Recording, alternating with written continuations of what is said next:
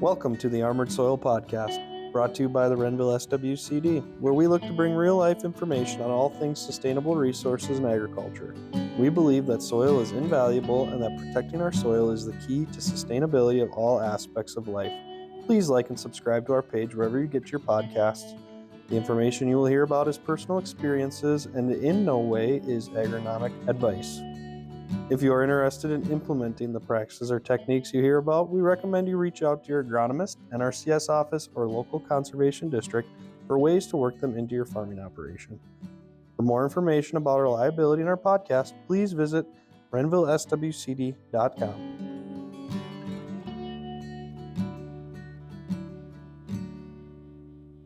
Welcome to the Armored Soil Podcast. I'm Holly Hatlewick, and today we're going to visit with a local farmer, Macius Schreoder, to talk about crop diversity. So, start off, tell us how long have you been farming? My first year in farming was in 2019. Okay. So, A few years under your belt? Good. And so, 2019, you started farming. When did you really start implementing more diversity into your operation as far as the crops? as far as the crops or cover crops, or Both. I'd say we started diversifying small grains was probably 2018, 2019 is when we started that. And then cover crops, 2012 is when my parents started diversifying that, but you can do a lot more when you have small grain in rotation. So that kicked off more then. Yeah. Well, and I know in visiting with you in the past and your parents in the past, diversity means something a little bit different to you when it comes to cover crops. Let's maybe go down that road a little bit more. So is that a 2-species mix? Is that a 3-species mix? What does diversity in a cover crop mean to you? As many as possible. Yeah. So this mix for this year has 19 things. 19 things. That's diverse. Mm-hmm. That's really cool. And could you count the volunteer rye as the 20th potentially? Could be. Could be. Because you have a little that comes out the combine. Yeah.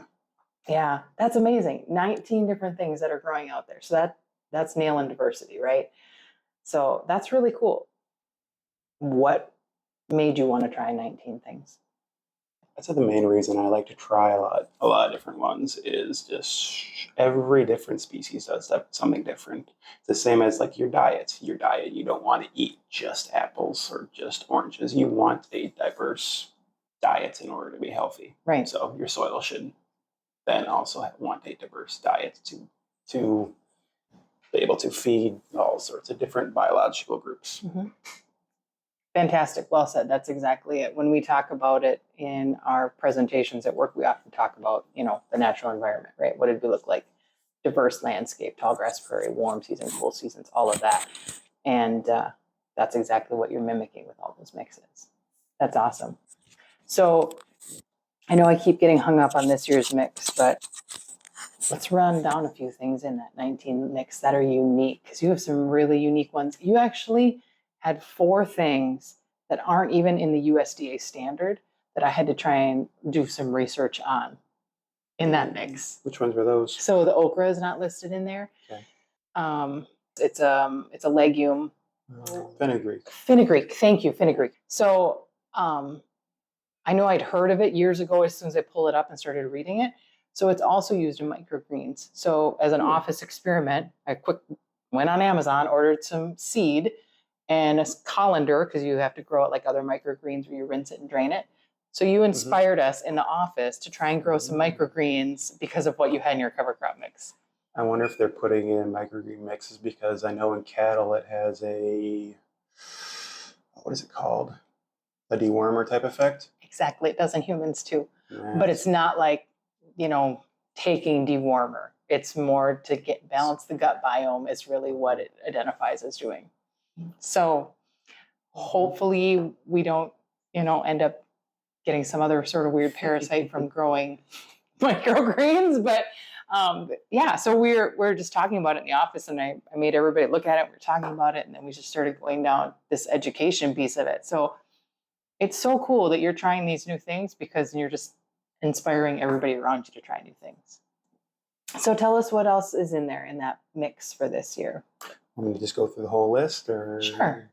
So got flax, buckwheat, phacelia, sunflower, safflower, okra, sugar beets, sesame, lentils, chickpeas, cowpeas, fava beans, fenugreek, radish, kale, cabbage, turnip, oats, and piper. So Piper Sudan's the last. That's really your only grass in there, really, other than your oats Yeah. or grain, anyway. Mm-hmm. Also, tell me, what is the okra going to do? Is there a different root structure or some other biologic? Not that I can remember at this Okay. point. And I don't mean to put you on the spot. It just was a really fun mix. So yeah, so I couldn't find the fenugreek, the okra, the sesames, and what was the fourth one? There was 4 of them that I ended up just like writing in and kind of estimating. Maybe it was the phacelia. I believe this is good because you way exceeded the rate already, and the standard it didn't matter. But I kind of just put some cliff notes and some why we thought the rates were what they were. But I actually even showed our partners across the hall that we have customers coming up with their own mixes that are nowhere even in the books or that anybody has a plan for. So that's awesome. Mm-hmm. That's really exciting that you're that innovative on your own, just making this plan and forging ahead. So what other soil health alterations or principles have you really been implementing besides the covers on your farm? Besides cover crops, is things like no-till or minimum till. Try to reduce compaction. Try to follow your same passes every time. So, really what you've been doing though is you've also been putting a little bit of manure when possible too, right? You don't have livestock, so you have been getting some litter. Yep. I've done manure. I've tried different types of biologicals. Yeah. Different types of things that try to stimulate soil biology. Just about any avenue I can go down, except for actually having actual livestock in the field. Right. And really though, you mentioned minimal till, but in general, you guys are maintaining like 80% residue most of the time. At least, yeah, pretty much. Yeah. And as soon as something is harvested, if something wasn't interseeded, it's seeded right behind it, really. Yep. So living root almost all the time. Mm-hmm. Yeah. So that's a huge challenge, I would think, right? And just thinking 2 steps ahead, right? That we've got this seed here or this next piece of equipment is ready while we're still in the combine. That seems logistically challenging. Yes, definitely can be. So tell us more about this crop rotation. What does that look like? Is it, you mentioned the small grain. Is it corn, soybean, small grain? Do you have sugar beets? What does your rotation look like? Yep. So corn, soybeans, and small grain. Yep, that's simple. If I had more time, I'd do something else, but for now, let's keep it simple. Yeah, I don't know if that's always simple though, because then you're seeding a 19 species cover crop behind the small grain, so that doesn't seem overly simple. But hopefully then it can kind of maybe spread out workload and help that opportunity for cover crops to grow then, right? Mm-hmm. So you mentioned the minimal till, but has your tillage and planting equipment really changed over the years with this transition? My dad first started strip tilling, which strip tilling's an easy thing to get into, in my opinion. And then after that, once we started getting into more small grains, we started doing more no-till. Okay. So, and now strip till rig's gone, and now it's pretty much all no-till. And sometimes the reason you say minimal till is maybe you run a sulfur across it to incorporate or anything like that? Never have done that. Okay, so no-till then. Let's go with that word. I think that's what you're doing. So we should give you credit where it's due, right? Have you also found with that transition, maybe from strip till to no-till, you've had to change maybe the maturity date on your crops or varieties or anything like that to change? In order to get soybeans off quicker so I can plant a winter cereal, I've increased the maturity or decreased the maturity so Sure. they can mature faster. Shorter day. And corn, I've noticed that if you just straight no-till it, you're about 3 days, you should be changing the maturity. So if you're normally Okay. planting 103, you should be planting 100, I'd Okay. say. But the new type of fertilizer bander I've been trying out that does obviously like 2 inches of tillage pretty much with just one coulter. Looking at it this year, that might be shrinking down. So, yet to see. Okay. Always something new to learn. Always. Have you noticed any maybe issues or cautionary tales that you would have for anybody about maybe this cover crop created this scenario or this match, right? Or maybe lessons learned that you would want to share. So like an example that comes to my mind is we had a grower that after peas put down excessively heavy rate of oats with hog manure. And so what we ended up doing is that straight oats got really tall and then in the winter laid flat on the ground. So the next spring he had just this huge wet mat because that just all those things were the worst storm, right? And we didn't talk about it on the front end. And then he called when he had this big mat and he's like, come look at this. What am I going to do? And we're like, yikes, we should have talked last fall. Things like that were like a big lesson learned for that grower.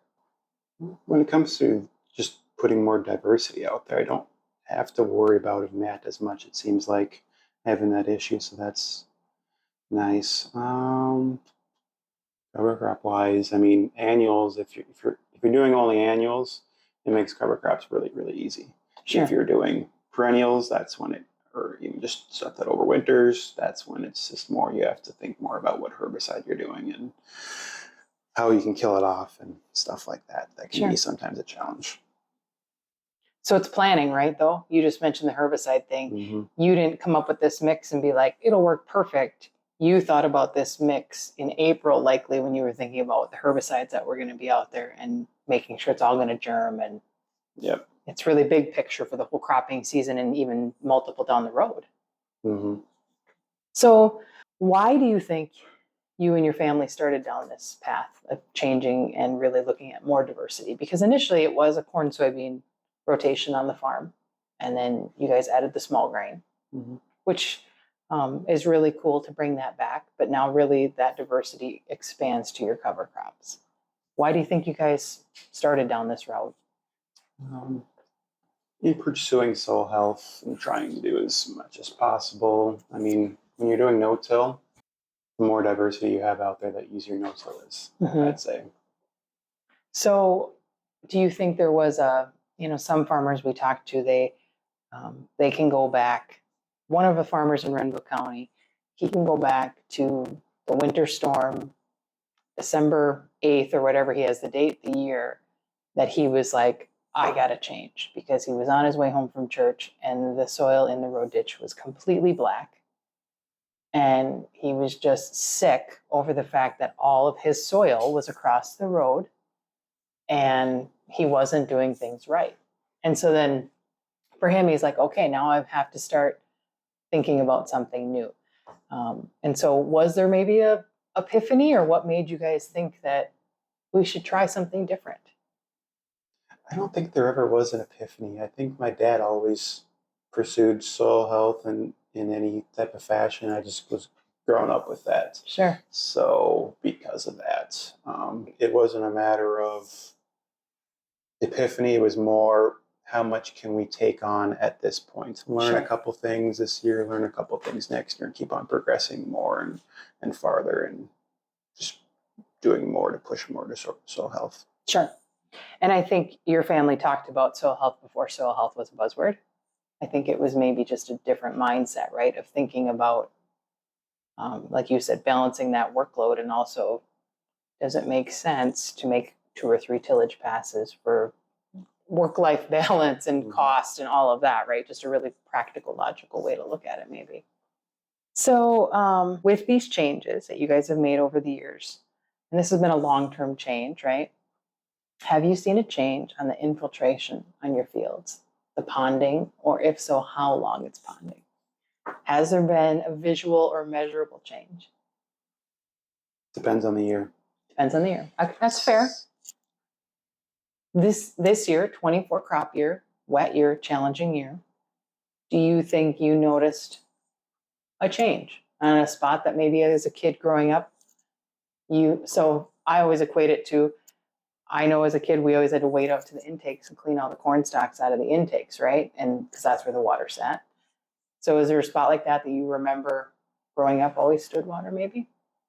I think my biggest things are usually when it comes to planting season or even just going out in the middle of season. So a couple examples would be this last year I bought a field and I farmed it for the first time this last fall, 2023 cropping season. And so it was kind of rough. So I did some tillage that year. And then this year was my first year doing no-till. It was by far my wettest ground I had because that first year of no-till, it just kind of, but then on the other hand, the ground that had the Biostrips last year was the easiest by far to plant this springtime with all the wet conditions and whatever. Sure. So So we're going to go back to the biostrips, but the reason I was so excited about that question is several years ago, probably 2019 or 2018, there was a wetland that's shared with a property owner that your parents let us put a trail cam on for a whole season. And when we would go out and check that trail cam, if we walked on your family's side of the fence, we could walk through standing water. And if we walked on the neighbor's side of the fence, we sank in immediately. And so in that time-lapse video that we created, we really could see a split right on the fence line of ponding water on the conventional till versus infiltrating water. You should check out our YouTube channel. It's on our YouTube channel. And so, spoiler alert, that's where that came from. And so that's why I find that intriguing, because that was such a cool piece that your dad had shared with us. Like, I know, like the neighbor thought maybe you guys had tiled in the dead of night because that wetland changed. And it was so drastic. It was just amazing. And we tried to capture it, and I don't know if we did it justice, but it just was interesting how vastly it changed the soil structure. True. I do remember. I think it was 2019. Okay. We had all those that wet fall. That was just people just couldn't get their combines through. Yeah. And I remember side by side, our field versus the next field, we can get through and leave no ruts, and then the neighbor, it's either giant ruts or can't get through. Mm-hmm. And that year definitely made a big difference. Yeah. So just year by year, and I still think porosity and aggregation changes too much, and I'm still on the verge of trying to figure out how to maintain it throughout every year. That consistency. Yes. Yeah, I would agree. That's hard. So you mentioned biostrips. Tell the listeners what a biostrip is. So my goal of biostrips was to use my drill, that's 7.5 inch spacing, have 2 rows that I'd be planting onto my corn, and then 2 rows of cover crops that would be like the middle of the row. Okay. So the goal was to have my carbon to nitrogen ratio low in the area I wanted to plant into, so it would degrade faster, so it would warm up the soil more, and then have more of a rich structure in the middle of the row with more biomass, so it's easier to drive over in the springtime. And so that was my initial goal of when I started Biostrips. Okay. So 22 or 30 inch rows? 30 inch rows. 30 inch rows. And in that biostrip, same cover crop everywhere? As far as where your corn plant is going versus in between that row? Yes, they're different. Tell me what's different about them. For example, you don't have to get the exact mix, which I bet you still have in your brain, but like, is one heavier on legumes or grass, or what does that look like, or grain? Yeah, to try and get the low carbon to nitrogen ratio, and the ones that I'm planting onto is more heavy on things like radish and legumes and stuff like that, versus in between the row was heavy more on grasses and stuff that like sunflowers and stuff that doesn't break down as easy. Okay, so then the next year you'd still have, whether it was standing residue or not, because it was annuals probably, Mm-hmm. you still had residue in between the rows then, likely. Yes, try to. Try to. Okay. Interesting. So if it was a grass in between there though, was there a concern with nitrogen tie-up? No, I don't. I never was concerned with nitrogen tie-up, just because even though it's a grass, it will release its nitrogen at a later stage than if its carbon to nitrogen ratio is higher. And by the time the roots are out there in the corn, it's not going to have an effect on early growth. Okay. Do you have any, or did you have any issues with erosion that maybe have improved? Most of your land's pretty flat. Yeah. Say erosion issues aren't much of an issue. I think we had issues one year. I think it was 2020. It was just nothing you can do. I think when in springtime, when you have those, it's still kind of frozen out, and you have like sort of flash floods. Mm-hmm. It can make ice sheets and then move your soil. Otherwise, besides that, I don't have erosion problems that I can really think of. I mean, it's more it's not an erosion problem. It's a benefit that I get to collect fertility from the neighbors because it all flows onto my field. Look at your P&L going up, right? Free nutrients from across the fence. That's awesome. Yeah. Do you think there's been maybe one or two things you would put your finger on that you're like, this has been the biggest change with this? And I know you said that you kind of grew up with this mindset into this farming, but do you maybe remember then a big change that you saw because of this diversity in your operation, whether that be just, changing your tillage, adding that diverse crop rotation, adding the cover crops, or, maybe there hasn't been a big change, but sometimes that epiphany of, wow, like that farmer I mentioned before. All winter, he sends me pictures of his road ditch with his white snow because he's so happy, like that whole next winter, because he strip tilled in that fall for the first time. And then like the whole next winter, it's been white. And after that, he's just like, this is it. This is my white snow is my happy place. I think maybe the thing that even pushed me farther down the road of soil health and everything was probably because the mother I had that raised me, because she was a registered dietitian. Sure. And because of seeing the links between human health and soil health, Mm-hmm. I think that pushed it even farther. It's huge. Sometimes it's hard to even separate the two, right? Yeah, they're pretty much one in one. Mm-hmm. I just started re-listening to, I'm drawing a blank on the author, but What Your Food Ate. Sounds familiar. David Montgomery. David Montgomery, What Your Food Ate. I read it a couple years ago and I just wanted to get back to it. So I just downloaded the audiobook to listen again. And that's exactly it. Like 3 pages in, that's what they're talking about. They do a basic introduction to what is soil health. And then they're like, human health, soil health, same thing, completely interchangeable. So do you think the grain that you're selling is got more nutrition in it? Have you ever explored that? I have not. There's not a way that I know of yet where I can send out samples to tell if it's higher in nutrition or what qualities. I wish there was, but I've heard of ways, but I don't have like $5,000 to $7,000 to spend on one test. It's crazy. We've written some grants and just dabbled, but it's ridiculously expensive. So I was just curious. I wish there was a more affordable way as well, because it'd be really cool to show like locally we know that this is how it worked kind of thing. But without breaking the bank, I don't know what that looks like today. I think that's easy when it comes to vegetable stuff, because then you can just go by taste and just appearance and stuff like that. But when it comes to grains, I mean, you're kind of harvesting just for the starch primarily is what you're being paid for. So right, you're not being paid for all the little micronutrients and heavy metals they could put into the grain last. Yeah. That added nutritional quality. So, nutritional quality of the soil, right? Organic matter is that nutrient value. Have you seen a change in maybe standard soil tests or your soil tests that you're doing as this structure has changed? You're changing your diversity.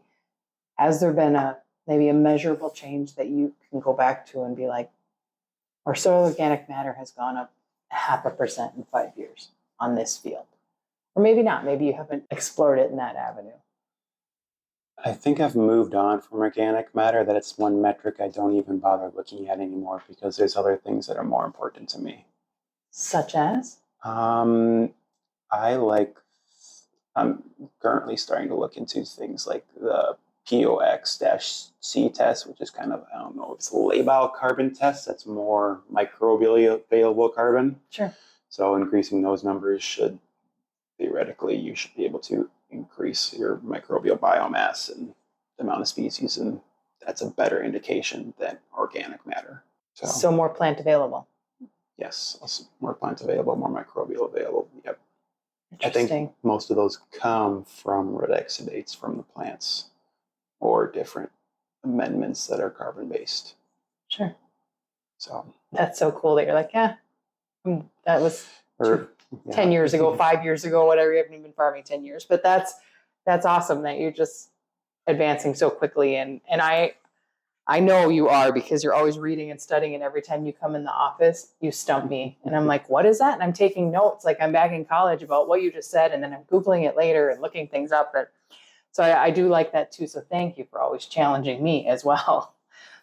So as far as the soil tests and those changes, and has that also changed how you look at your chemicals and think about them as far as herbicide, pesticides? We talked about looking at them ahead of time, so cover crops germinate, but are you finding that you're maybe able to eliminate one herbicide pass because maybe you have fewer weed pressure, or maybe you're not spraying for aphids because of your biological structure, you have fewer aphids, your predator-prey system is in balance? I think that when it comes to herbicides, I really don't think I've been able to, as long as my farming career, which is only 5 years, I don't think I've really changed a whole lot to reduce a whole lot. My dad possibly, when I look at numbers of that get posted from like farm business management and those type of programs, they're definitely a lot higher than mine. So I guess I'm putting on less chemical than them. So have your crop yields changed? I do too many trials to really evaluate if they change. And partially too, yield is something that we try not to talk about, right? Because it's really back to profit per acre. Yeah. And profitability's up. That's okay. That's maybe the way we should phrase that. Is your profitability up? Good. Profitability, hopefully, and also just like, even though you're always experimenting, maybe use of time, right? And hopefully more enjoyable use of time. You know, I like getting back and being able to evaluate different tests I did on plants or soil and being able to see this change that or this change that, and know I can correlate them, or even just, but it is nice seeing that you'll monitor as well, give a nice bump as well in some trials. So right. Sure. Yeah, because you don't want it to be going down, down, down, right? When you're like, oh, I tried this on this trial and now it's looking less. So if you had maybe, one piece of advice that you would want to give somebody? I'd say my biggest piece of advice when it comes to the diversity of cover crops, set your dollar amount and try as many as possible. It's that simple. Like when it comes to only triannuals, for starters, because those are super easy and you don't, if they're kind of all winter kill, you don't have to have any issues. If you're trying other perennials, there can be challenges then, but sure. Yeah, no, and then try different seeding rates, because sometimes other things will choke out stuff, and I think people are kind of using too higher rates when it comes to cover crops too. Sure. You don't need to put a bushel of oats out there and get it completely covered. I mean, you can use less. I've heard of people is different soil in different area, but it's in Nebraska, and I heard farmers going down to 10 pounds of rye in the fall. It's like that's drastically lower. And that's the only thing. Yeah. This low. They obviously see a benefit that they're continuing using it. So yeah, I think I like that advice. That's fantastic, right? And just try something else. What one year to the next is so different too, it feels like, with cover crops and the window of time. It's rained all summer and now the spigot is kind of shut off for a little bit. We're getting some heat units, but cover crops that are going in the last week or so really aren't emerging yet, or the last 2 weeks yet, just because there just isn't enough soil moisture in the profile. They harvested a small grain right now. But I think they'll come. It's just, we had such a shift, right? Mhm. And so I've had one call already. I planted 2 weeks ago and nothing's up. And I'm like, it's all right. It'll come up. I'm not sure. I think it was a depth issue, but we'll work through that. But I think it's just a matter of being patient and trying something new and trying something different and being Mhm. open to that. And being open to maybe it looking weird Yes. and different. I don't care if it looks weird. Yeah, let it look weird. Absolutely. Just embrace the weird and go from there. So, well, thank you for the information. And we really appreciate you giving us time on the Armored Soil podcast today. Glad I could be a part of it.